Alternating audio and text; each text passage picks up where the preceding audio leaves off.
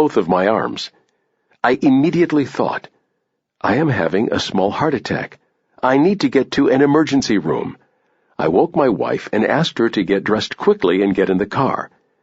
As we were driving to the hospital, the painful sensations in my arms started to go away. It was at that point that I started convincing myself that pain in my arms was not really from a heart attack. I am sure I was subconsciously thinking, I have a busy schedule next week. I can't have a heart attack right now. This pain is most likely nothing. I probably just hurt myself in the gym. Who has a heart attack without any chest pain? At that point, I said to my wife, maybe we should go home. Are you going to insist that we go to the hospital? My wife did insist, and we went to the emergency room. I might have argued with her, but at that moment I reminded myself about Munger and Buffett's approach to risk. Take the probability of loss times the amount of possible loss from the probability of gain times the amount of possible gain. That is what we're trying to do. It's imperfect, but that's what it's all about. Warren Buffett, Berkshire Annual Meeting, 1989. Going to the emergency room for tests on my heart function was clearly wise because the amount of possible loss was so massive even if the probability was small, which it was not given the symptoms. After thinking about this formula, I knew I needed to get to the hospital. In this case, rationality, and my wife, overcame psychological denial, optimism, and other negative decision-making tendencies. It turned out that my pain was from a small heart attack, and 3 days later, I was in the operating room for a triple bypass operation on my heart. The reality is that we all tell ourselves false stories to avoid the truth. Even if you spend a lot of time studying behavioral economics, you can only improve your skills on the margin. You will always make mistakes. Nobel Prize winner Daniel Kahneman, who has spent most of his professional life researching behavioral economics, has said, except for some effects that I attribute mostly to age, my intuitive thinking is just as prone to overconfidence, extreme predictions, and the planning fallacy. Even though you cannot be perfect, you can get marginally better at avoiding mistakes and have an edge in the market over people who do not understand Munger's tendencies and other aspects of behavioral economics. Investing is less than a zero-sum game due to fees, costs, and expenses relative to the market. If you are buying an investment, by definition, someone else is selling. Either the buyer or the seller is making a mistake, unless the price of the asset does not change and the result is a draw. In other words, one truism about investing is this: for you to find a significant mistake, someone else must be making a mistake too.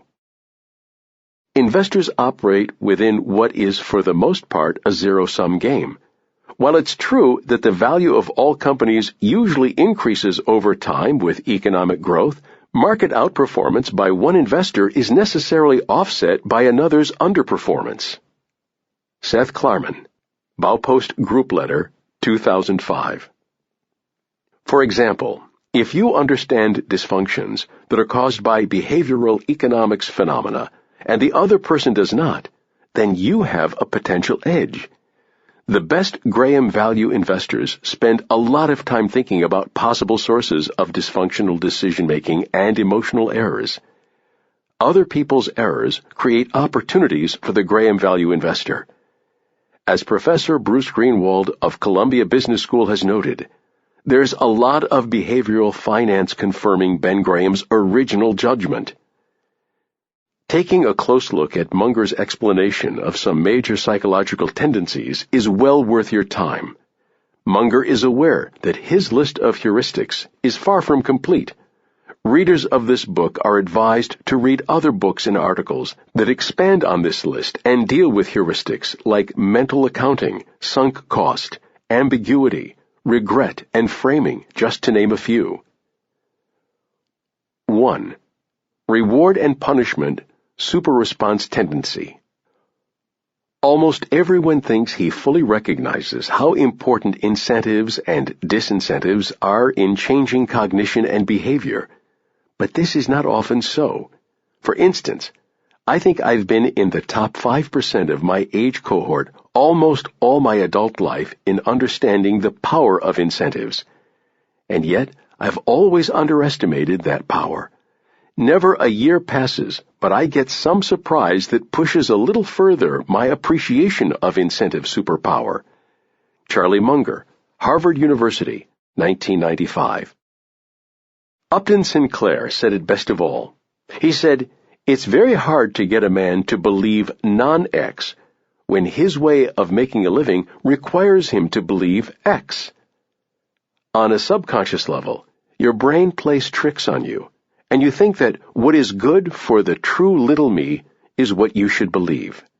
Charlie Munger, Harvard Westlake School, 2010. The iron rule of nature is that you get what you reward for. If you want ants to come, put sugar on the floor. Charlie Munger, Wesco Annual Meeting, 2001. Reward and punishment super-response tendency relates to what psychologists call reinforcement and what economists call incentives. A classic example of this tendency causing problems in investing may happen when a financial advisor is able to earn a big sales commission for selling clients' offerings, such as certain types of annuities. The financial incentives available to the advisor can turn an otherwise kindly, church-going, community-minded person into a perversely motivated shark. This misalignment of incentives is why it is wise to retain a fee-based financial planner and to make sure that he or she is not receiving hidden rebates and sales commissions. Munger gave another example. Everyone wants to be an investment manager, raise the maximum amount of money, trade like mad with one another, and then just scrape the fees off the top. I know one guy. He's extremely smart and a very capable investor. I asked him, "What returns do you tell your institutional clients you will earn for them?" He said, 20%. I couldn't believe it because he knows that's impossible. But he said, "Charlie, if I gave them a lower number, they wouldn't give me any money to invest." The investment management business is insane. Charlie Munger, Jason Zweig interview, 2014.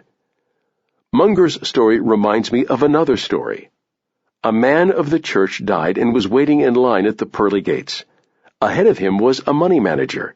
St. Peter asked the money manager, "Who are you? What did you do that might cause me to admit you to heaven?" "I'm Joe Smith. I managed the money of thousands of people," the man replied. St. Peter consulted his list and said to the money manager, "Take this silk robe and gold staff and enter heaven." Now it was the minister's turn. "I am Father Joseph Flanagan, most recently of St. Patrick's in New York City." St. Peter consulted his list and said, "Take this cotton robe and wood staff and enter heaven." "Just a minute," said Father Flanagan. "That man was a money manager. He received a silk robe and a gold staff. But I only get a cotton robe and a wood staff? How can this be?" "Up here, we make assignments based on results," said St. Peter. "While you preached, people slept. His clients prayed." What benefits an investor most in avoiding problems, such as those Munger discusses above, is a financial planner who eats his own cooking with incentives, which causes him to suffer and benefit right alongside his client. An example of a really responsible system is the system the Romans used when they built an arch. The guy who created the arch stood under it as the scaffolding was removed. It's like packing your own parachute. Charlie Munger, Berkshire Annual Meeting, 1993. It is easy to find examples of how improper incentives are damaging civilization by reading the day's news. An example of this problem, and a potential solution, was raised by Nassim Taleb. Instead of relying on thousands of meandering pages of regulation, we should enforce a basic principle of skin in the game when it comes to financial oversight. The captain goes down with the ship, every captain and every ship. In other words, nobody should be in a position to have the upside without sharing the downside, particularly when others may be harmed. Nassim Taleb, 2012. Munger sees this problem today reflected in the fact that accountants have been turned into policemen by law and regulation due to the fact that managers are not keeping themselves far away from activities that might be unethical or illegal.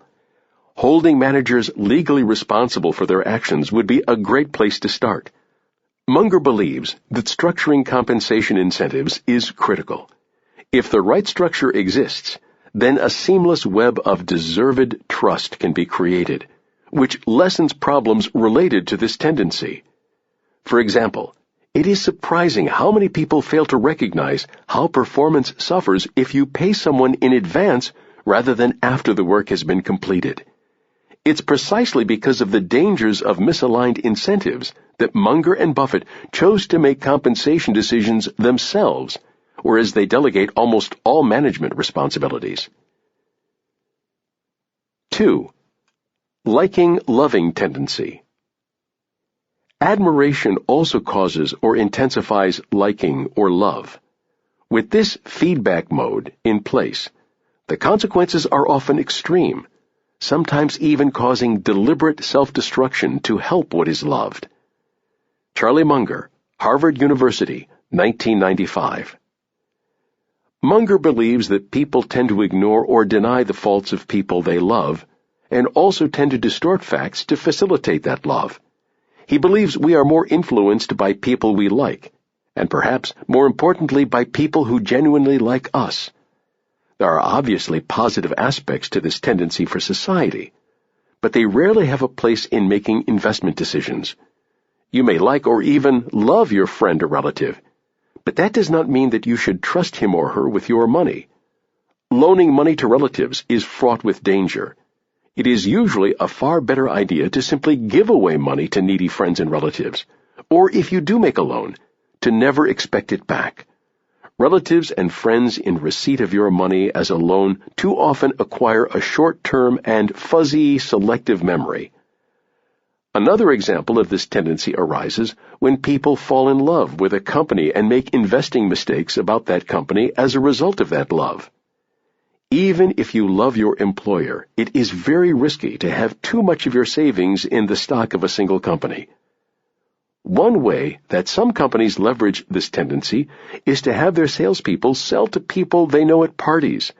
Tupperware parties are a classic example of this principle in action. One valuable check on this liking-loving tendency is to seek out wise people who are not afraid to disagree with you. Munger likes to say that a year in which you do not change your mind on some big idea that is important to you is a wasted year. 3.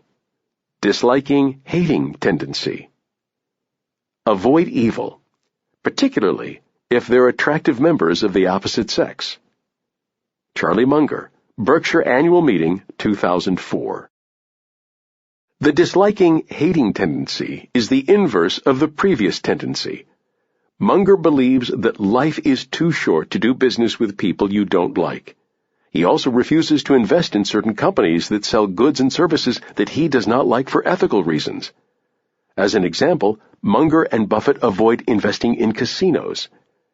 Munger believes that the disliking-hating tendency can sometimes be dysfunctional even if you ignore the ethical aspects. For example, the fact that a job candidate attended a rival college of your alma mater should not influence your hiring decision. Taking a factor like that into account is simply not rational. In other words, Munger believes it is sensible to pass judgment on a company or person for ethical reasons, but one must be careful not to pass judgment on a company or person based on irrational associations. Family members do not fall outside of the dislike-hating tendency. Munger quoted Buffett on this point. A major difference between rich and poor people is that rich people can spend more of their time suing their relatives. Compliance professionals, including some politicians and religious leaders, have learned to manipulate people into making decisions using this tendency. If someone attempts to manipulate your behavior, you should stay rational and separate how you feel about one thing from how you feel about something else that is related. If someone seems to like or admire you, it may be a ruse to secure your compliance with something they desire. The skill needed to sort out whether a person is genuine is acquired with experience. The cause of good judgment is usually experiences involving bad judgment. Some people seem to never learn, and some people seem to be born with good judgment, and this is one of life's great mysteries. 4. Doubt avoidance tendency. It's counterproductive for a prey animal that is threatened by a predator to take a long time in deciding what to do. Charlie Munger, Poor Charlie's Almanac, 2005. Researchers believe that the doubt avoidance tendency exists because a brain's processing load can be substantially reduced if a person rejects doubt. Daniel Kahneman considers doubt avoidance tendency to be a System 1 activity, which Michael Mauboussin described as follows.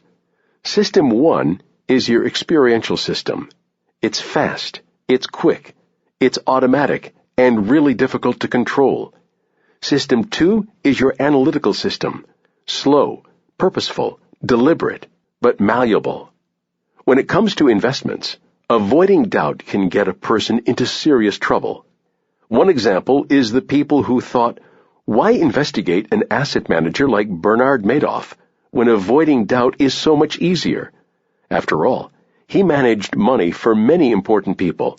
Surely they looked carefully into his operations and background. The confidence of entrepreneurs bolstered by doubt avoidance tendency creates positive benefits for society in the aggregate by generating productivity and genuine growth in the economy, even if legions of entrepreneurs may fail.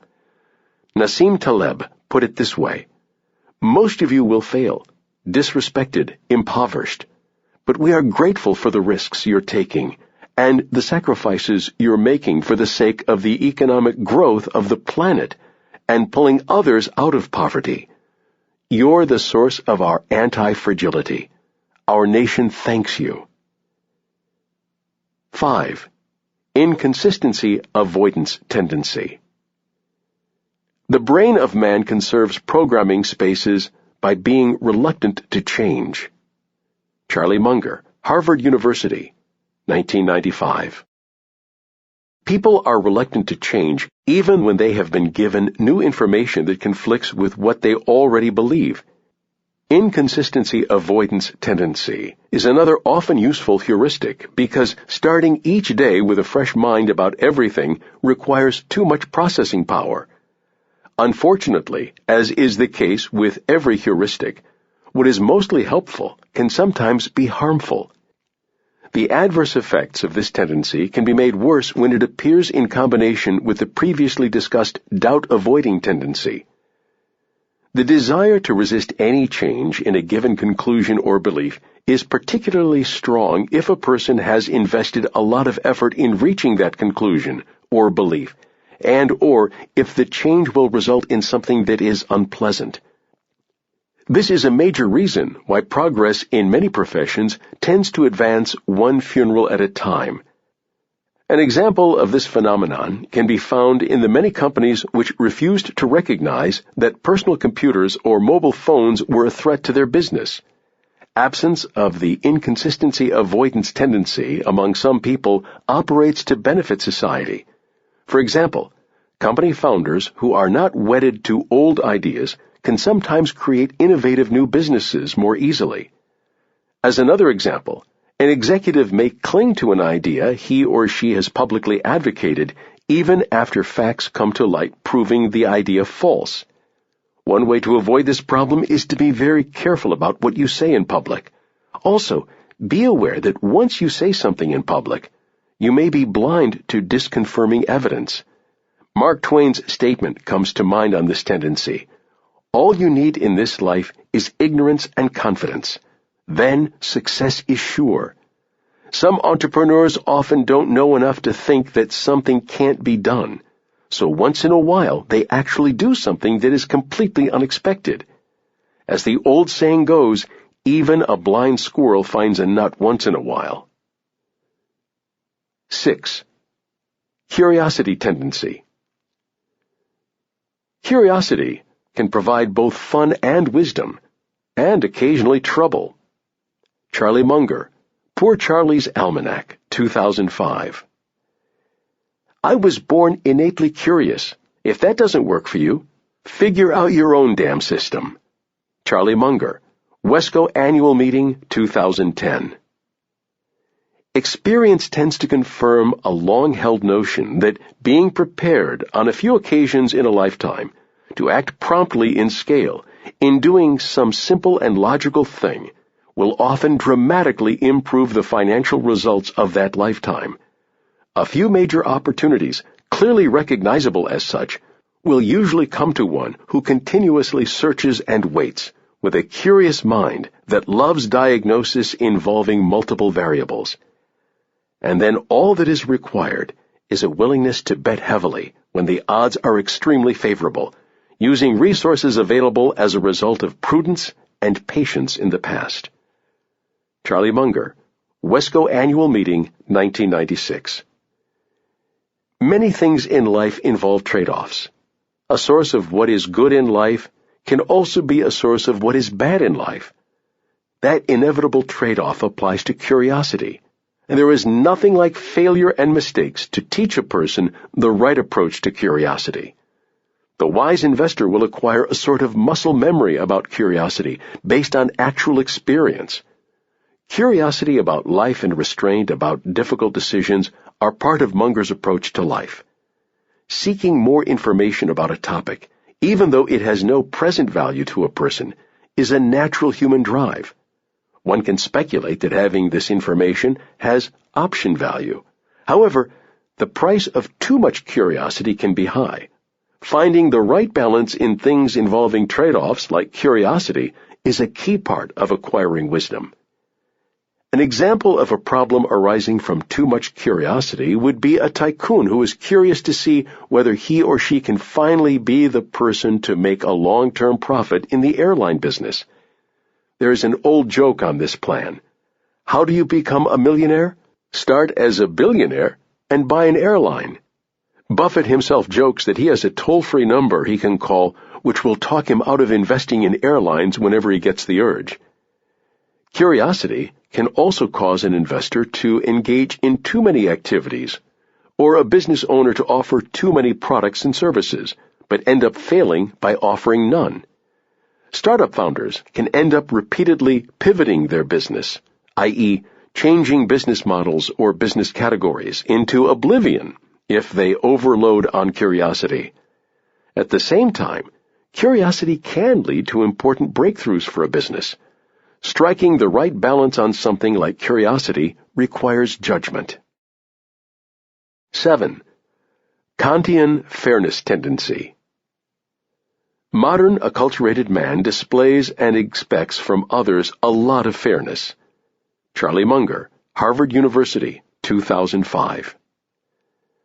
The craving for perfect fairness causes a lot of terrible problems in system function.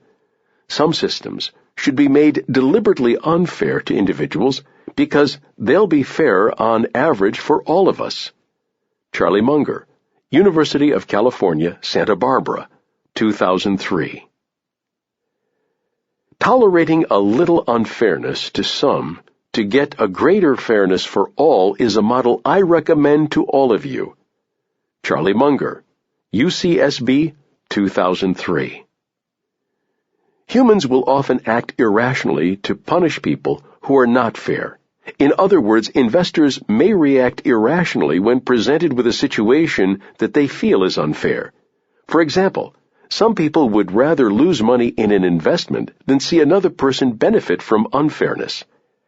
Another way this tendency may arise is when people sometimes reject systems that are not fair to an individual, even though the system in question is best for a group or society. Munger points to such a rule in the U.S. Navy, which dictates that your career is over if you make a big mistake. E.g., if your ship goes aground, even if it was not your fault. Munger believes that the rule is good for society because it creates incentives for the naval officer to make sure that this does not happen, even though it may not be fair to the individual. However, this is hard for many people to accept due to the fairness heuristic, even though it may be logically correct. 8. Envy-jealousy tendency. A member of a species designed through evolutionary process to want often scarce food is going to be driven strongly toward getting food when it first sees food. And this is going to occur often and tend to create some conflict when the food is seen in the possession of another member of the same species. This is probably the evolutionary origin of the envy-jealousy tendency that lies so deep in human nature. Charlie Munger, University of Southern California, 1994. The idea of caring that someone is making money faster than you is one of the deadly sins. Envy is a really stupid sin because it's the only one you could never possibly have any fun at. There's a lot of pain and no fun. Why would you want to get on that trolley? Charlie Munger, WESCO Annual Meeting, 2003. Missing out on some opportunity never bothers us. What's wrong with someone getting a little richer than you? It's crazy to worry about this. Charlie Munger, WESCO Annual Meeting 2005. Here's one truth that perhaps your typical investment counselor would disagree with. If you're comfortably rich and someone else is getting richer faster than you by, for example, investing in risky stocks, so what? Someone will always be getting richer faster than you. This is not a tragedy. Charlie Munger, WESCO Annual Meeting 2000. Well, envy, jealousy made what? 2 out of the 10 commandments. Those of you who have raised siblings, or tried to run a law firm or investment bank, or even a faculty, you know about envy. I've heard Warren say 6 times, it's not greed that drives the world, but envy. Charlie Munger, Harvard University, 1995.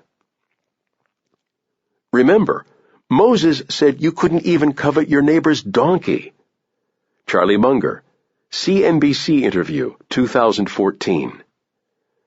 The dangers of envy are a frequent Munger topic, as you can see from the extensive list of quotations above.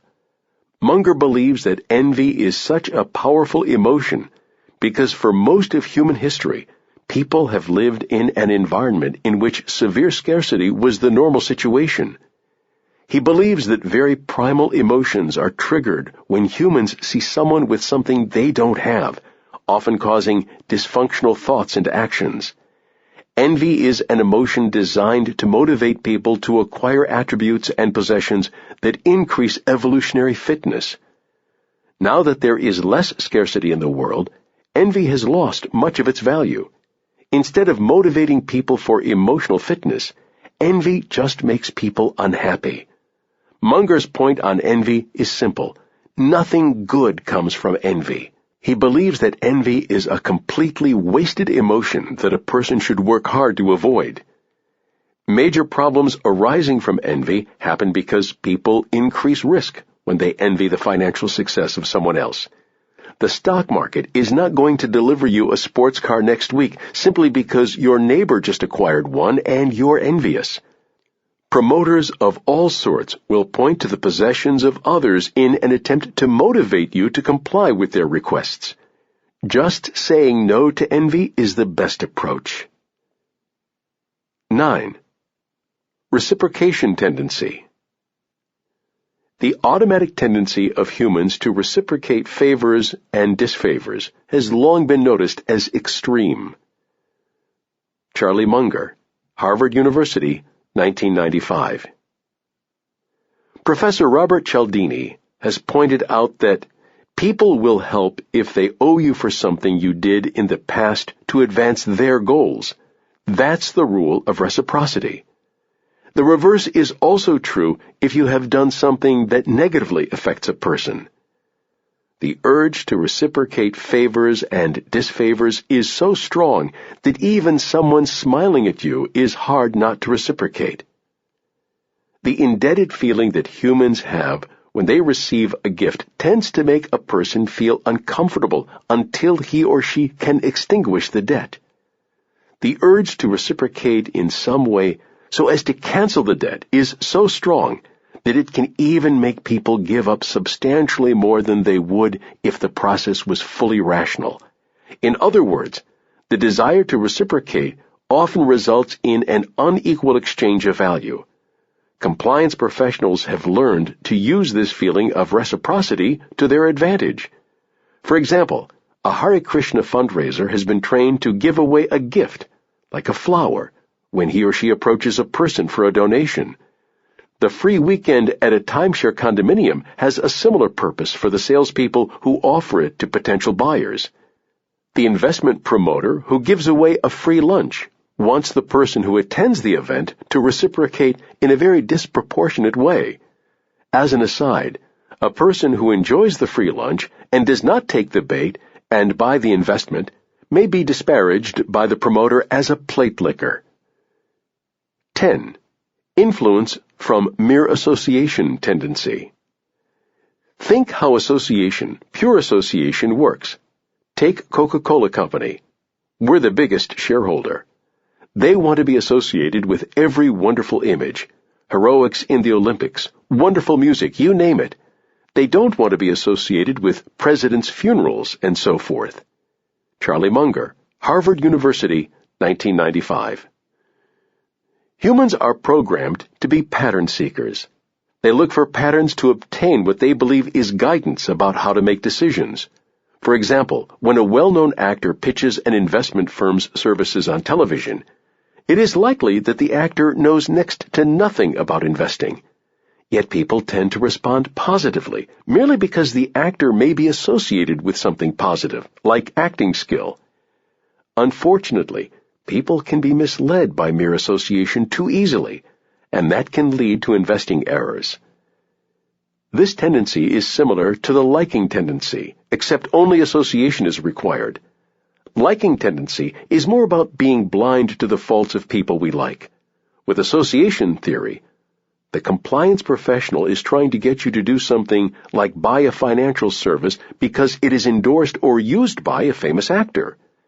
Because compliance professionals know this human weakness, advertisers spend huge amounts of money to associate their products and services with favorable images. Munger believes that advertisers want customers to respond to images in a manner similar to Pavlov's dog. For example, See's Candies wants you to associate their products with pleasant memories from the past. Also, the fact that an engagement ring from Acme is not perceived to have the same value as an engagement ring from Tiffany is not an accident. However, a celebrity endorsement of an investment should have no impact on your investing decisions. Influence from association can also work in reverse, such as when a person is unfairly connected to something unfavorable they did not cause. An example of this is the Persian messenger syndrome, also known as shoot the messenger. There is significant danger inherent in this syndrome because people, often executives or politicians, may surround themselves with people who only tell them what they want to hear. Munger pointed to Bill Paley of CBS as an example of someone who put himself in a cocoon of unreality and suffered a major business failure as a result. 11. Simple pain-avoiding psychological denial.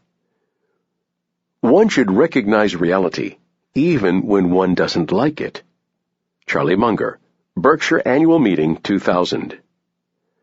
A friend of our family had a super athlete, super student son who flew off a carrier in the North Atlantic and never came back, and his mother, who was a very sane woman, just never believed that he was dead.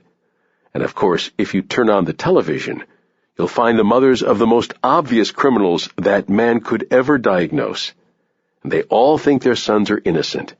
That's simple psychological denial. The reality is too painful to bear, so you just distort it until it's bearable. We all do that to some extent, and it's a common psychological misjudgment that causes terrible problems. Charlie Munger, Harvard University, 1995. A projection prepared by anybody who stands to earn a commission or an executive trying to justify a particular course of action will frequently be a lie, although it's not a deliberate lie in most cases. The man has come to believe it himself, and that's the worst kind. Projections should be handled with care, particularly when they're being provided by someone who has an interest in misleading you. Charlie Munger, Berkshire Annual Meeting, 1995. Failure to handle psychological denial is a common way for people to go broke. Charlie Munger, Harvard University, 1995. People hate to hear bad news or anything inconsistent with their existing opinions and conclusions. For this reason, if something is potentially painful, the human brain often goes to work trying to deny reality. Nobel Prize-winning psychologist Daniel Kahneman believes that people do not invest even the smallest amount trying to actually figure out what they've done wrong. Not an accident. They don't want to know. For example, smart investors should have known that it was not possible for Bernard Madoff's fund to generate not only positive but amazingly consistent returns.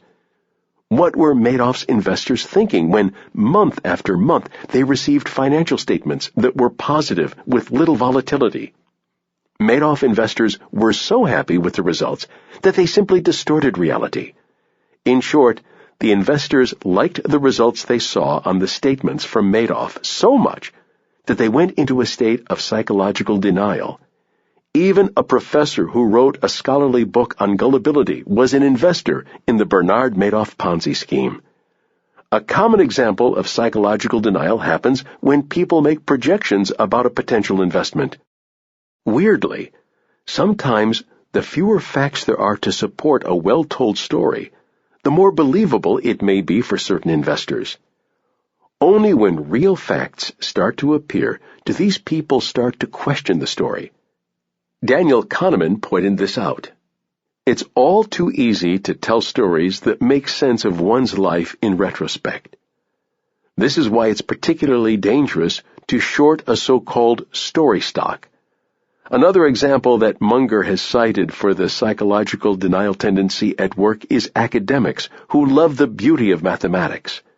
The mathematics of certainty, e.g., trigonometry, geometry, is so much better put together than the messy world of statistics and decision-making under conditions of uncertainty. The love of this beautiful math can cause these academics to ignore the fact that the assumptions which form the basis of their mathematics are flawed. 12. Excessive self-regard tendency.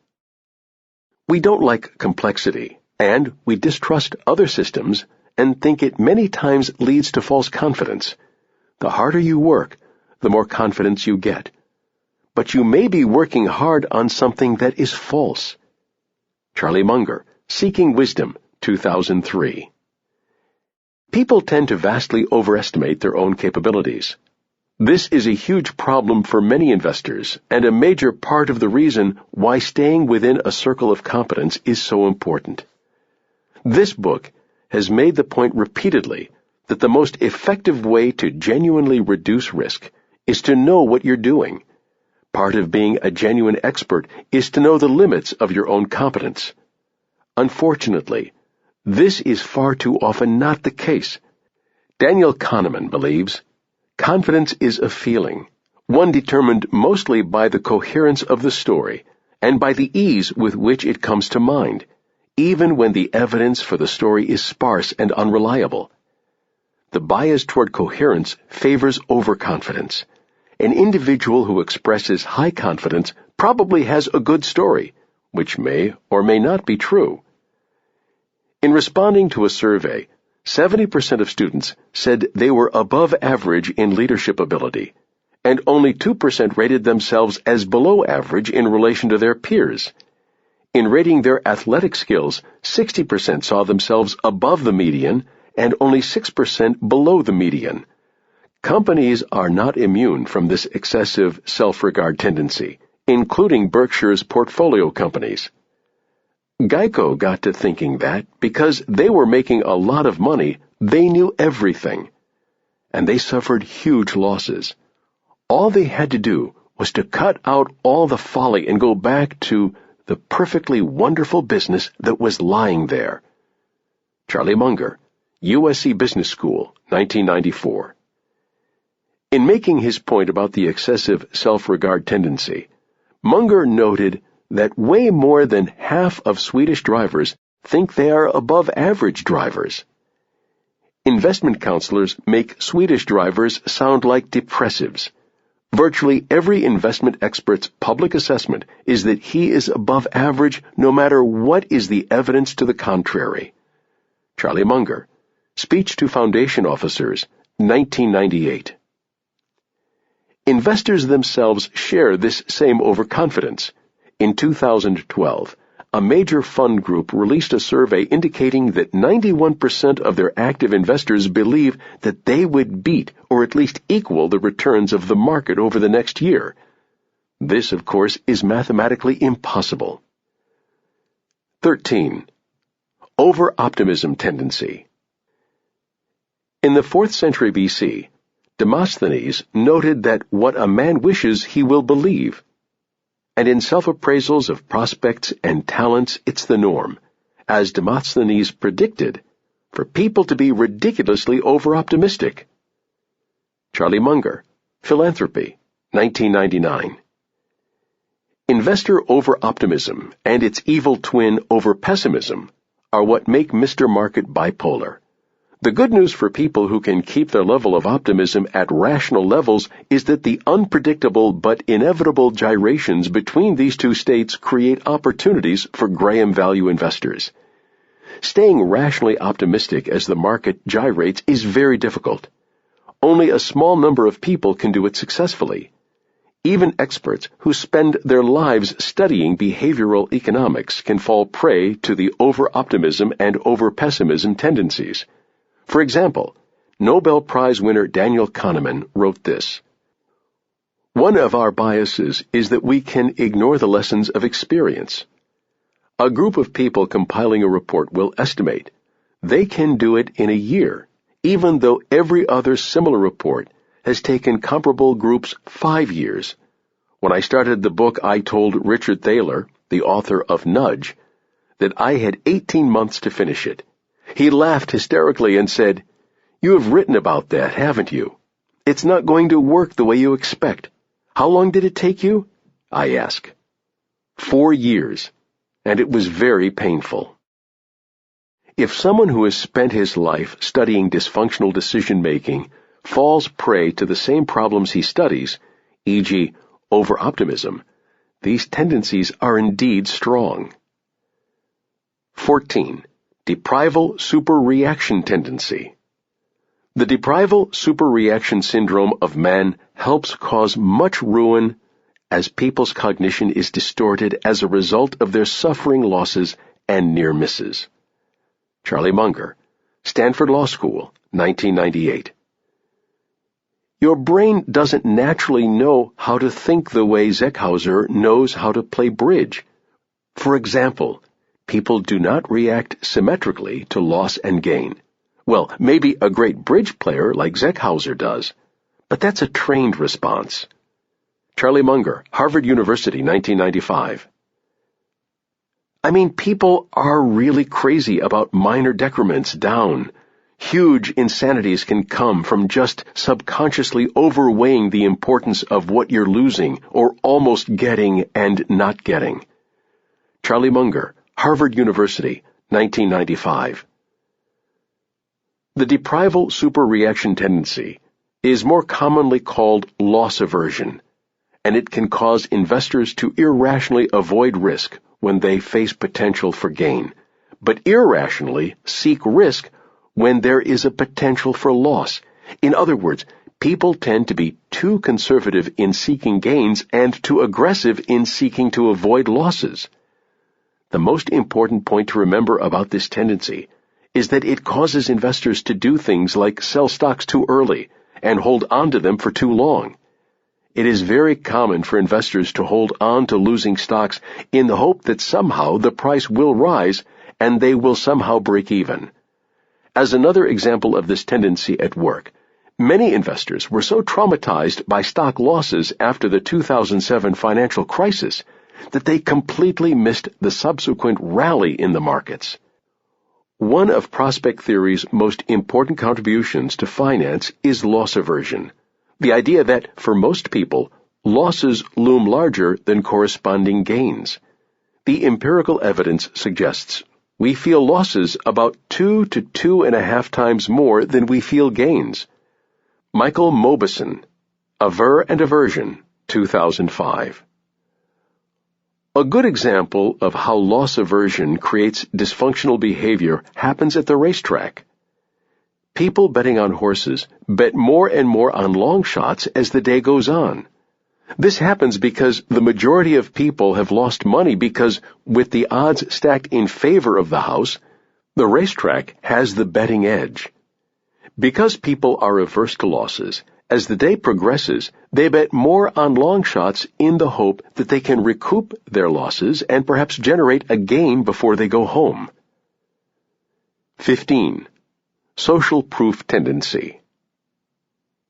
Big shot businessmen get into these waves of social proof. Do you remember some years ago when an oil company bought a fertilizer company, and every other major oil company practically ran out and bought a fertilizer company? And there was no more damned reason for all these oil companies to buy fertilizer companies, but they didn't know exactly what to do, and if Exxon was doing it, it was good enough for Mobil, and vice versa. I think they're all gone now, but it was a total disaster. Charlie Munger, Harvard University, 1995. This brings to mind Ben Graham's paradoxical observation that good ideas cause more investment mischief than bad ideas. He had it right. It's so easy for us to all push a really good idea to wretched excess, as in the case of the Florida land bubble or the Nifty 50 corporate stocks. Then mix in a little social proof from other experts, and brains, including ours, often turn to mush. Charlie Munger, Harvard University, 1995. Humans have a natural tendency to follow a herd of other humans. In other words, because humans do not have unlimited time and complete information, they tend to copy the behavior of other humans. Cialdini put it this way: one means we use to determine what is correct is to find out what other people think is correct. We view a behavior as more correct to the degree we see others performing it. Social proof tendency is one major cause of financial bubbles. Social proof tendency is often used by fraudsters. For example, Bernie Madoff was a master at using social proof tendency to get investors to give him their money. He worked hard to make it known that he managed money for famous people who were considered to be smart money. One odd fact of life is that people tend to follow famous investors into deals even though the famous person is not even remotely famous for his or her investing skill. Learning to ignore the crowd and think independently is a trained response. Munger is a big proponent of independent thinking in investing. In thinking independently, it's wise to remember Seth Klarman's view that a Graham value investor is a marriage between a contrarian and a calculator. Falling in with the crowd due to social proof means it is mathematically impossible to outperform the market. Independent thinking can be an opportunity to arbitrage the tendency of people to follow the crowd. Profit can be made by sometimes zigging when the crowd zags, if you see a wager in which the odds are substantially in your favor. It is not enough to be a contrarian. You must also be sufficiently right in terms of the magnitude of the positive outcome that you outperform the markets. 16. Contrast misreaction tendency. Because the nervous system of man does not naturally measure in absolute scientific units, it must instead rely on something simpler. The eyes have a solution that limits their programming needs. The contrast in what is seen is registered. And as in sight, so does it go largely in the other senses. Moreover, as perception goes, so goes cognition. The result is man's contrast misreaction tendency. Few psychological tendencies do more damage to correct thinking. Small-scale damages involve instances such as man's buying an overpriced $1,000 leather dashboard merely because the price is so low compared to his concurrent purchase of a $65,000 car. Large-scale damages often ruin lives, as when a wonderful woman having terrible parents marries a man who would be judged satisfactory only in comparison to her parents, or as when a man takes wife number 2, who would be appraised as all right only in comparison to wife number 1. Charlie Munger, Harvard University, 1995. Munger points to real estate brokers who may first show clients unattractive properties at inflated prices in order to increase the probability that clients will buy a subsequently viewed property at an inflated price as an example of this tendency. In other words, if your real estate broker starts the tour with a dog of a deal, they are very likely trying to train you to buy what is coming next. No one should buy an investment merely because it's better than the lousy one you just saw or owned. Similarly, when you buy an asset, it should be the best investment of all the investments that are available to you anywhere. For example, the fact that Y is a better stock than X is not enough information to make an investing decision. Is Y the best investment of all the investments you could possibly make anywhere? Thinking about the world through an opportunity cost lens is a simple but often ignored idea. 17. Stress influence tendency. Here my favorite example is the great Pavlov. He had all these dogs in cages, which had all been conditioned into changed behaviors.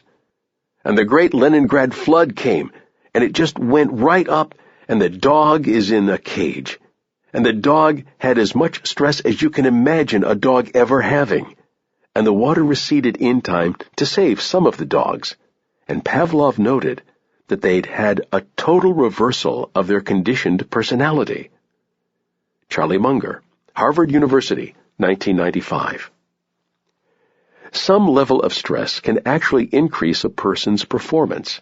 However, people under too much stress tend to make really lousy decisions. For example, a salesperson with highly developed compliance skills can cause people to make big investment mistakes by putting the sales prospect under stress. One of the more infamous examples of this sales approach is the sale of a timeshare in a resort condominium. Often, a friendly salesperson operates in tandem with a person who specializes in applying stress. This is known as a good cop, bad cop approach. I would rather drop a cinder block on my foot than accept a free weekend in a timeshare condominium.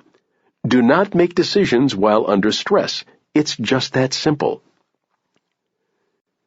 18. Availability misweighing tendency.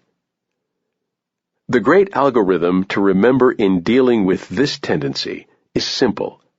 An idea or a fact is not worth more merely because it's easily available to you. Charlie Munger, Harvard University, 1995. Investors have a tendency to make decisions based on what they can easily recall. The more vivid and memorable the event, fact, or phenomenon may be, the more likely it will be used by the investor in making a decision, even if what is being recalled is not the best data on which to make a decision. For example, if stocks have recently dramatically fallen in a market crash, investors tend to be afraid to buy, even though it may be the very best time to buy. The year 2002 was an excellent time to buy stocks, but the memory of the crash of the stock market after the collapse of the internet bubble was so vivid that only people who, like Munger, had trained themselves to overcome this tendency were able to use that opportunity to reap big investing rewards. Similarly, if someone has recently and publicly cashed in with a huge financial return on a startup, other people who learn about that success tend to overestimate their chances of success in creating their own startup. People are also more likely to buy stocks if the markets have been rising in price significantly. This psychological tendency to misweigh what is easily recalled is a major reason why people are attracted to lotteries, despite the dismal odds of winning, as they have seen other ordinary people win a lottery on the news. Lotteries promote this love by distributing pictures to the press of people holding oversized checks. 19. Use it or lose it tendency. All skills attenuate with disuse. I was a whiz at calculus until age 20, after which the skill was soon obliterated by total non-use. Charlie Munger, Harvard University, 1995. This tendency is pretty simple to understand. A skill degrades unless it is practiced regularly. For example, flying an airplane is not something you should do once in a while. If you're not flying often as a pilot, you should not be flying as a pilot.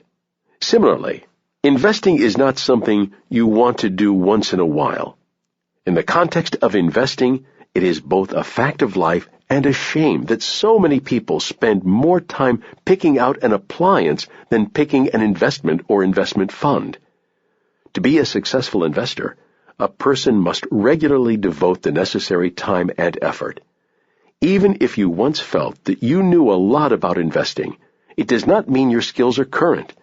Maintaining a circle of competence requires constant work and diligence.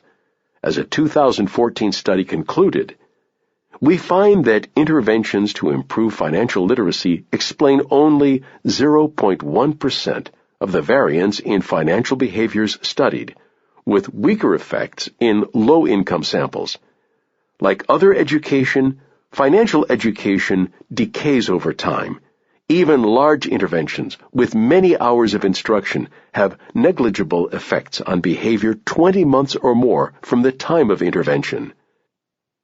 Daniel Fernandez, John Lynch, and Richard Niedermeyer. 2014. 20. Drug misinfluence tendency.